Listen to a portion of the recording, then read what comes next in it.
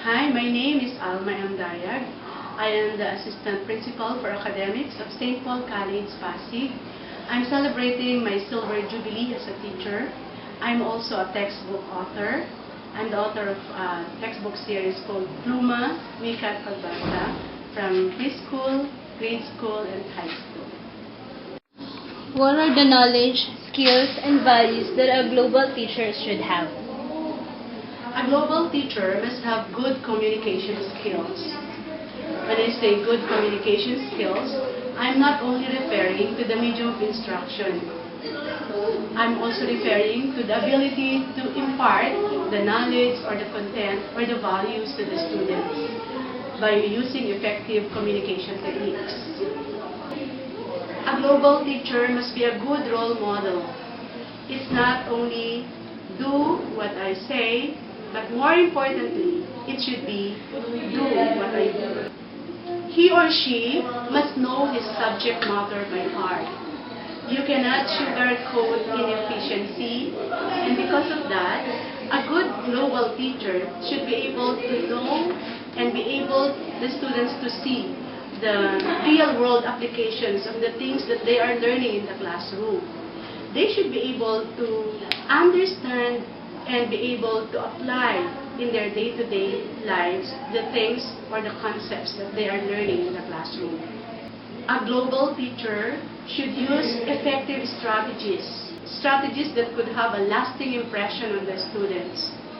The things that they learn should not only be effective within the span of 40 days, not only within the span of 40 months, but more importantly, they should be able to use these things within the span of 40 years or within their lifetime. A global teacher must also be very patient with the students. He or she should be able to see the giftedness in its student and should not label a student as poor or slow just because he or she could not grasp the academic subject that he or she is teaching. A global teacher must be able to see through the students and be able to impart to them and be able to develop them, help them develop themselves to be fully competitive. Can you give some experiences or challenges you met and how you manage the situations?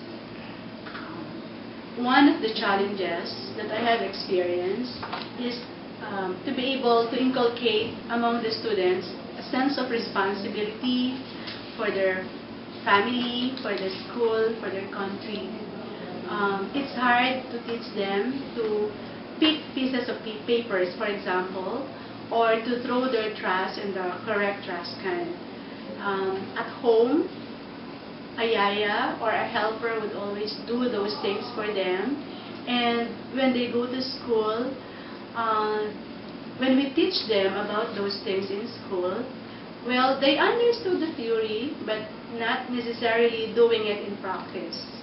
So what we did, we would always give them time or chance to do these things in reality, in actual. So we would let them go out, pick out the pieces of papers, or we would devise ways and means like a section in the school adopting as or portion of the school where they could they could keep clean, and to acknowledge their good behavior or to acknowledge their participation, we would give certificate to the cleanest area, and that would mean additional perks for them, like a movie or probably swimming for the whole class.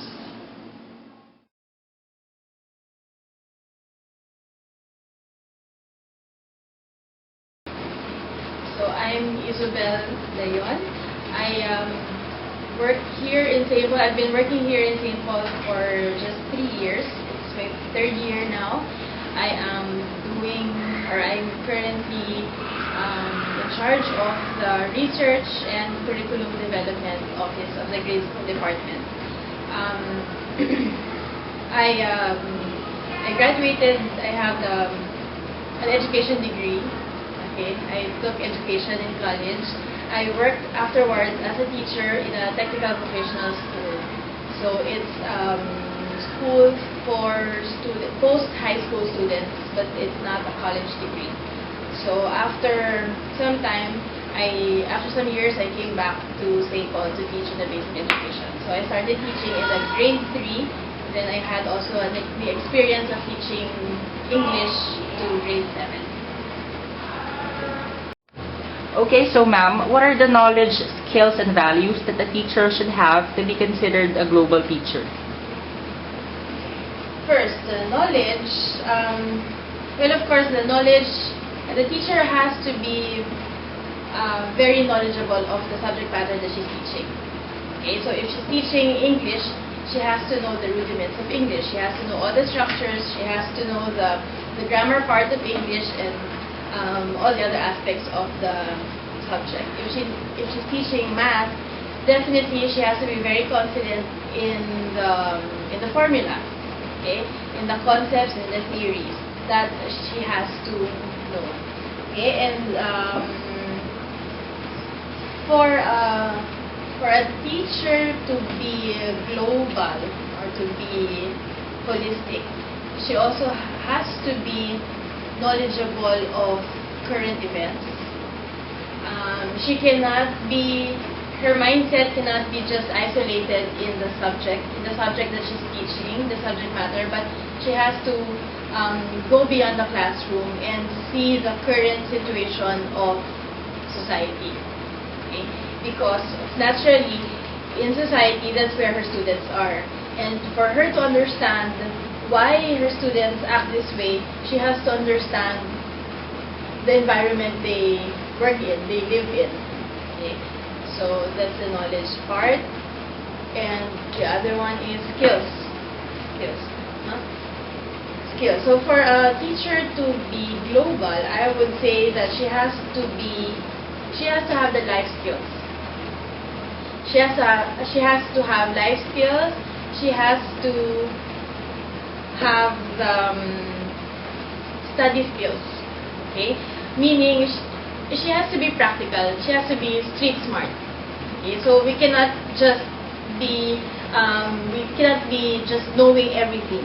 Okay, we have to know also how to live in the world, and how to go about dealing with others. Is very important. Okay, I would say that it's in the skills. Of course, the skills would also be connected to the knowledge, because there are some subjects that are very skill-based. Okay, so you cannot just know the concepts and the theories, but you have to know how to actually do it. Okay, and then of course, very close to my line, to what I'm doing, I'd say that every teacher has to have research skills. Okay, research skills. Well, what I mean here is not just research as in making a thesis or writing a thesis. It's not that. Research skills is having that, it starts with having that healthy curiosity of things around you and always asking why. You always have to have that desire to find out the causes of things. Now these are the problems that you see, these are the phenomenon that you see, but what causes these? So a global teacher has to have the drive to find out the causes. Okay? And that's how I would define research skills in this context. And then the other one is attitude. The values. Values, okay. KSA kasi usually for competency. Attitudes or values, of course, it's very important that for a teacher to be global, she has to have genuine concern. And that is something that is natural. I mean, you will see if it's natural. If it's not natural in the person, you'd also see it. So a teacher who is global has to go beyond herself. Okay? A teacher who's global has to go beyond herself. She always has to look at the other person, look at the people around her, and not be very conscious of herself. She cannot just be thinking of her self-image, how she projects herself to other people, how she pleases other people. It's not that. It's always having a concern, a genuine concern for others.